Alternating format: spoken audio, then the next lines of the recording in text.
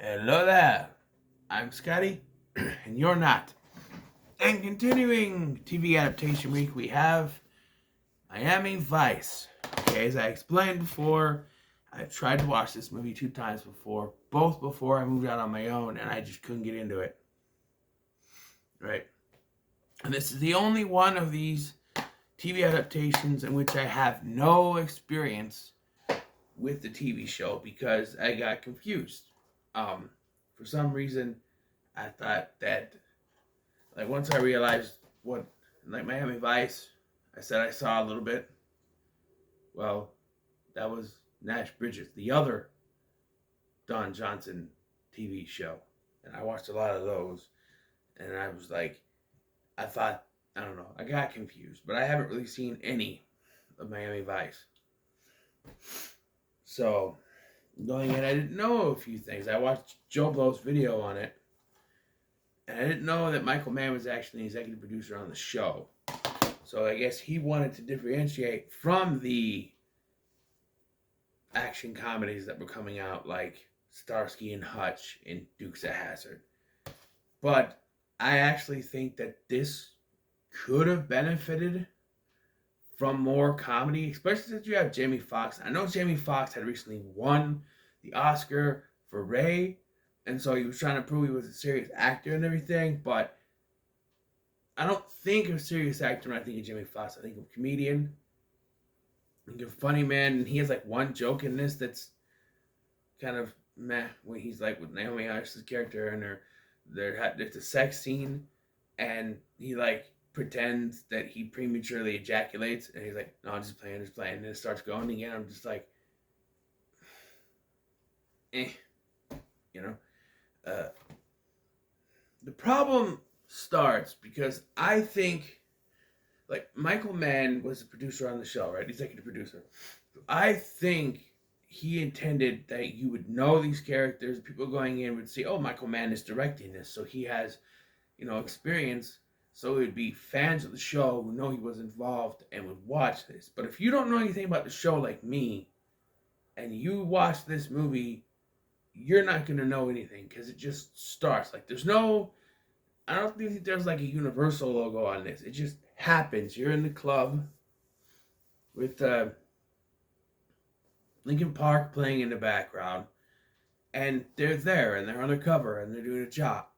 And it's like we're not introduced to these characters. We know who they are because of promo material. We know that Colin Farrell is Sonny Crockett. We know that Jamie Foxx is Ricardo Tubbs. But there's no introduction to these characters. And furthermore, there's like scenes that go on. We're not really introduced to characters. They go to a meeting with a bunch of characters that are characters from the show, but there's never really an introduction to them. Like in a normal buddy cop type movie, there would be separate entities brought together, and we get introductions to them, but we don't get any introductions to them here. Or they'd have some kind of, I don't know. It doesn't feel like there's really an introduction to them. Furthermore, I think the pacing is a little bit off because this movie is unnecessarily 2 hours and 13 minutes. And there are times where I'm sitting there going, is this over yet? What is going on? There are times where there's a lot of sitting and talking. And I get that Michael Mann is famous for doing one of the best sitting and talking scenes in cinema history with Heat, with Robert De Niro and Al Pacino. This is Jamie Foxx, Colin Farrell, John...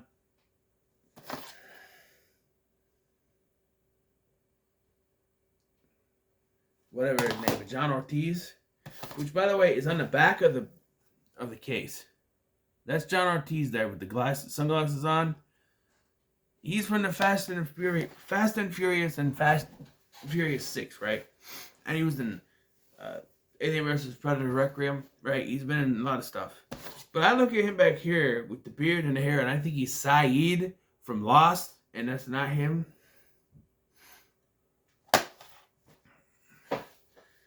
And furthermore, I feel like there's not a lot of chemistry with Colin Farrell and Jamie Foxx in this. They're separated for most of the film, really. And this is supposed to be partners, right? But like for half of the film, Crockett is on his own in Cuba with Isabella, who I'm also confused about because her name is Isabella, but she's played by a Chinese actor, but she's speaking Spanish. Can you tell me, is she Hispanic or is she Chinese? Or is she Chinese, Hispanic? Like, like she's born of Chinese parents, raised in Cuba, so she speaks Spanish. I don't know. They don't explain anything. Don't explain anything. I do have some positives though. I think as far as performances are, Jamie Foxx and even Colin Farrell, who I've never really particularly liked, other than being Bullseye and Daredevil, I think is one of the best parts of that movie. They do a good job.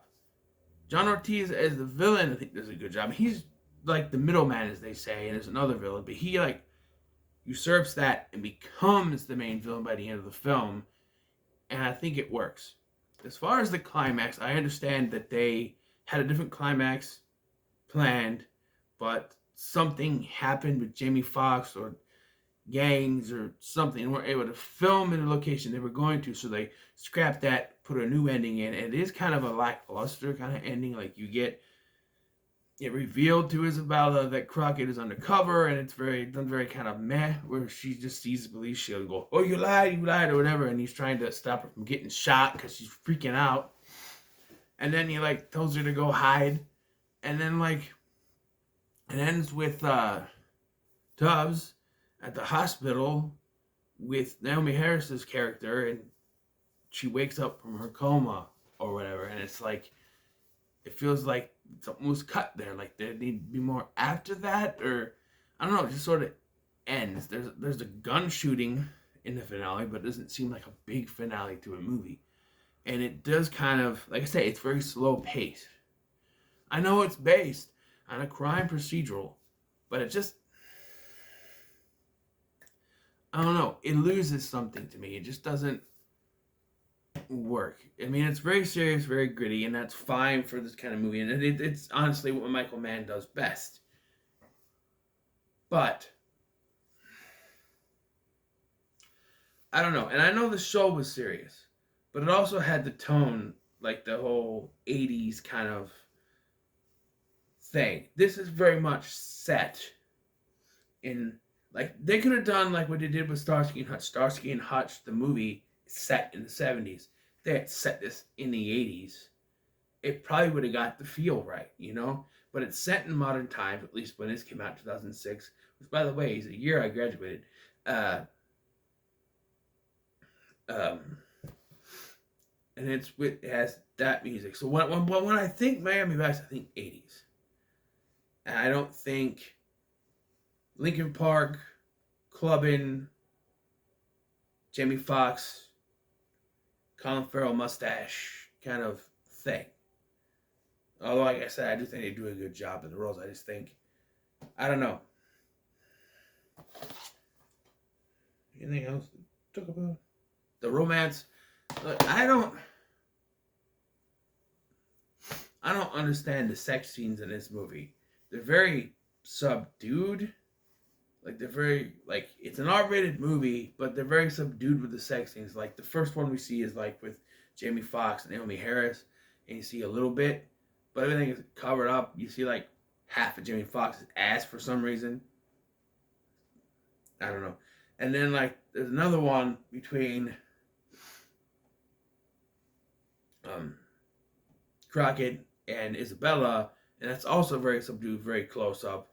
It's like they're like, okay, these actresses don't want to be shot nude. You see some things, like you see Naomi Harris in the shower, but it's only shot from the head, from the neck down, so it's most likely a body double. You never really see her full on, and I don't know about Gong Li, but, and then there's another scene that very quickly, like they get in a limo, Crockett and Isabella, and they just start making out, and he like unzips his pants, and they're like, look like they're gonna do something, and he's like, "Hola, chica," and she's like, "Hola, chico," and then that's it. I'm just like, were they gonna do something, or was that it? Did he just go so fast? Because that wasn't sex. That was just groping. I don't know. No, I'm particular about sex scenes. You don't have to show a bunch of nudity, but at least do something with him. You know what I mean? Yeah, I find the talking scenes in this very boring. There's just a lot of mumbo jumbo drug stuff that I don't understand. I mean, I've watched a lot of crime procedurals and I've watched a lot of movies with drug busts and stuff, but it just came off of, oh, we got this much keys and this many keys plus this equals 12 mil, and I'm like, okay, I suck at math, so I'm just gonna trust that that's 100% correct.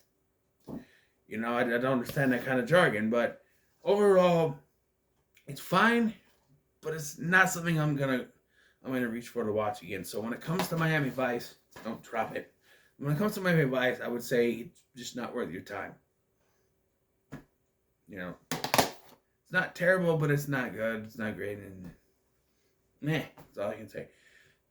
So up next, we will be now the last three. I have some experience with the TV shows they're based on, so that'll be a little bit better. But next is the A-Team. So yeah, look for that. So what are your thoughts on Miami Vice? In the comments below, make sure to like, share, and subscribe. Thank you for watching. Excuse me. I've been Scotty, and I'll see you in the next one.